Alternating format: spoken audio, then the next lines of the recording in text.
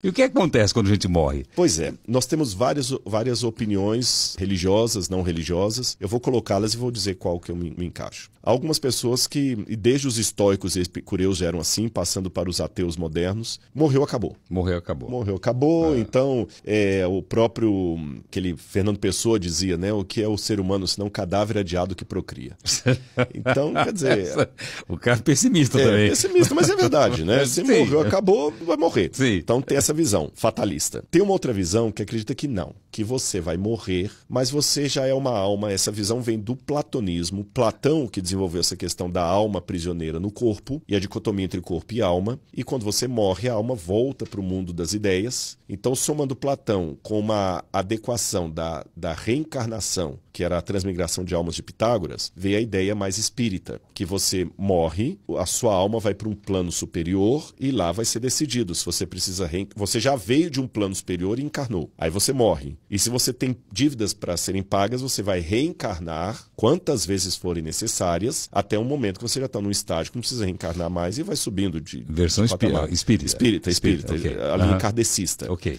Espírita é bom definir. Linha kardecista. Kardecista. Você tinha, como eu falei também, a transmigração de almas pura de Pitágoras, que simplesmente um corpo sai de um corpo e entra por outro. Tem algumas religiões animistas da África que ainda acreditam nisso, sabe? Tanto é que eles têm os famosos zumbis, porque eles acreditam que o zumbi é uma forma de trazer a alma do corpo para ali. Os egípcios acreditavam que o faraó, por exemplo, podia continuar vivendo depois de morto nas estátuas e na múmia dele. Então é outra visão. Você tem aquela visão mais cristã medieval, que bebe nas fontes gregas e cristianiza Platão, especialmente Plotino, e pega toda aquela ideia Platão da alma e traz para dentro da religião cristã, dizendo que a alma é imortal, que é um dado platônico, e que a alma sendo imortal, quando você morre, você vai para o paraíso com Cristo. Ainda há também outros que dividiram esse pós-morte em vários estágios. Você pode ir para o limbo, para o purgatório, para o paraíso, para o inferno. Aí teve um conflito. Por quê? Aí agora eu vou entrando já na parte que eu, Rodrigo, acredito. Porque a Bíblia ensina a ressurreição da carne. Então a grande pergunta que os teólogos medievais faziam, especialmente os católicos, antes da Reforma Protestante de 1517, o que eu faço com a ressurreição da carne? Se a pessoa morre e já vai para a visão beatífica de Deus, para o céu, para que ressuscitar? Porque o credo dizia lá, creio em Deus Pai Todo-Poderoso, Criador do céu e da terra, creio em Jesus Cristo, seu único Filho, nosso Senhor, aí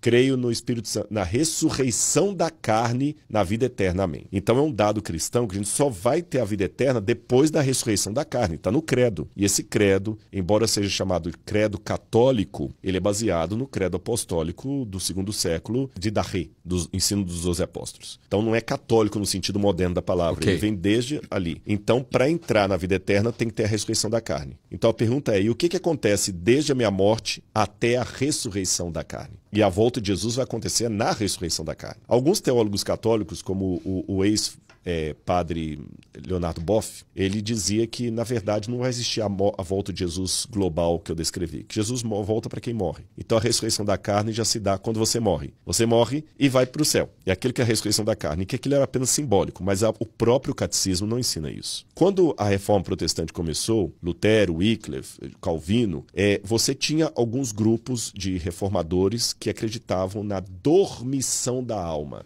Dormício em latim. Dormir? Dormir. É lógico que essa é uma alegoria. Sim. Quando você morre, desliga a chave geral e depois liga de novo. Ok. Seria mais ou menos assim. Quando Deus criou o homem, a Bíblia fala o seguinte, a receita da criação do homem é essa. Anota aí, quem quiser fazer em casa. Criou Deus, pois, o homem do pó da terra. Então, eu vou pegar essa caneca aqui, o pó da terra. Quer mais uma água? Aí eu vou aceitar. Tem mais duas. Obrigado, viu? Criou o homem do pó da terra. Obrigado. Soprou nas suas narinas o fôlego de vida. Ok. Tá certo? E o homem passou a ser alma vivente. Então, o que é o homem? É a soma do pó da terra mais o fôlego de vida que redunda em alma vivente. Ok. Então, se eu pegar essa receita do Gênesis, o homem não tem uma alma. Ele é uma nefesh hayah, como diz em hebraico, uma alma que vive. Agora, para eu ter esse terceiro elemento, eu tenho que ter a junção dos dois. Se faltar isso aqui, não tem alma vivente. Ok. Se faltar isso aqui, não tem alma vivente. Outra ilustração, só para ficar bem didático, é a luz. Você tem a energia, você tem a lâmpada. Quando você junta a energia com a lâmpada, você tem a iluminação do estúdio aqui. Sim. Agora, se eu tirar a lâmpada, sua energia não dá luz. Não. Se eu tirar a energia, só a lâmpada não dá luz. Então, corpo mais fôlego de vida é igual a alma vivente. Se você tirar o corpo, não tem alma vivente. Okay. Se você tirar o fôlego de vida, também não tem alma vivente. Okay. Então, nessa compreensão, quando o ser humano morre, separam o fôlego de vida que volta para Deus que o deu e o ser humano volta ao pó porque ao pó ele veio. Então, a alma deixa de existir, assim como a luz deixa de existir quando eu tiro a energia da lâmpada. Deixa de existir provisoriamente. Por quê? Porque quando Cristo vier nas nuvens com poder e grande glória, Paulo fala o seguinte, em 1 Tessalonicenses, na carta aos Tessalonicenses: não fiquem entristecidos como aqueles que não têm esperança, porque dada a voz do arcanjo, ressoada a trombeta de Deus, descerá do céu, e os mortos em Cristo ressuscitarão primeiro. E Paulo fala um pouquinho antes disso: nem todos dormiremos. Ele está falando da morte. Nem todos dormiremos, mas ressuscitados seremos quando ele vier. Quando Lázaro morreu e Jesus foi ressuscitá-lo, Jesus falou o seguinte: Lázaro dorme. E as pessoas começaram a rir, pensando que ele estava falando do sono normal, mas a Bíblia fala que ele estava falando do sono da morte. Então, tanto Jesus como Paulo compararam a morte a um sono. Sabe de onde vem a palavra cemitério? Não faço ideia. Quem deu o nome de cemitério para o lugar dos mortos foram os cristãos primitivos. Os gregos e romanos chamavam de necrópolis, cidade dos mortos. Os cristãos recusaram chamar o lugar dos defuntos de necrópolis. Eles preferiram chamar de koemiterion, em grego, que significa dormitório. Que coisa! Então, na minha concepção, a pessoa, quando morre, ela passa por um sono da morte, ela perde a consciência. Por isso que na minha crença, mas eu coloquei as outras que há aqui também, do espírita, claro. Do católico.